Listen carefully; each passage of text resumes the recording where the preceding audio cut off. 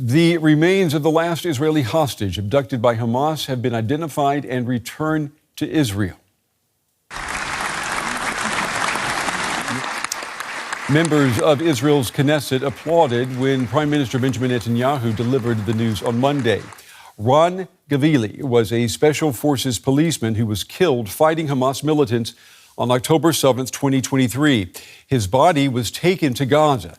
The army says that the remains of the 24-year-old were recovered during a special operation at a cemetery in Northern Gaza over the weekend. Hamas says the return of Gvili's body shows the group's commitment to the ceasefire, which entered its second phase earlier this month. And for more now, I'm joined by our senior international correspondent, Fanny Fichar. She's in Jerusalem for us this evening. Fanny, good to see you.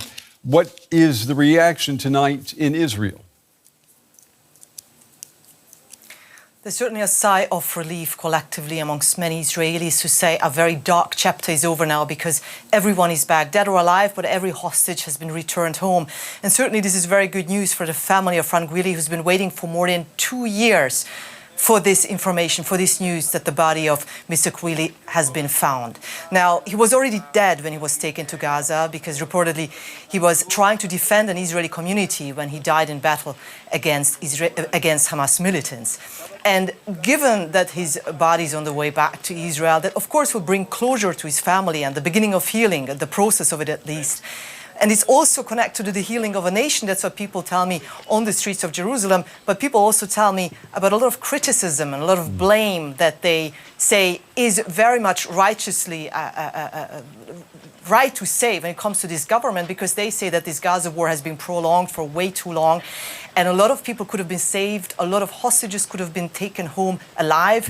But as a result, more than 80 of them have been returned as dead bodies. So there's a lot of disappointment. There are also new protests, in fact. Just over the weekend on Saturday, there were protests on the Tel Aviv Hostages Square, people demanding an independent committee to investigate October 7th, but also the responsibilities of the government. But so far, that independent committee is nowhere in sight. Fanny, the return of Ron Gvili's body, it should now open the path for the next phase of the Israeli-Hamas ceasefire. Do we know, what does that look like?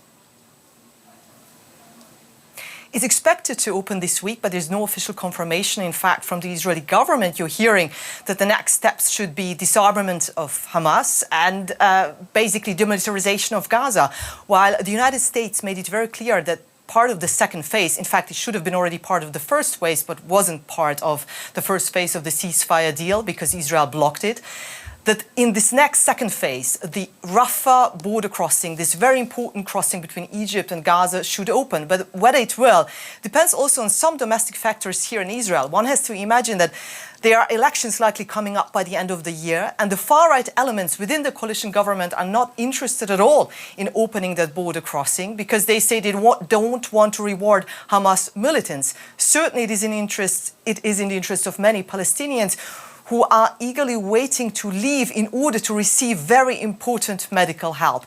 We just have to see really what is happening in the next couple of days. But certainly that precondition that Israel has set, and that is that all hostages should remain home, that is the case. So now the question is really whether Israel is going to follow up on that and abide by what the next step should be according to the second phase of the ceasefire agreement.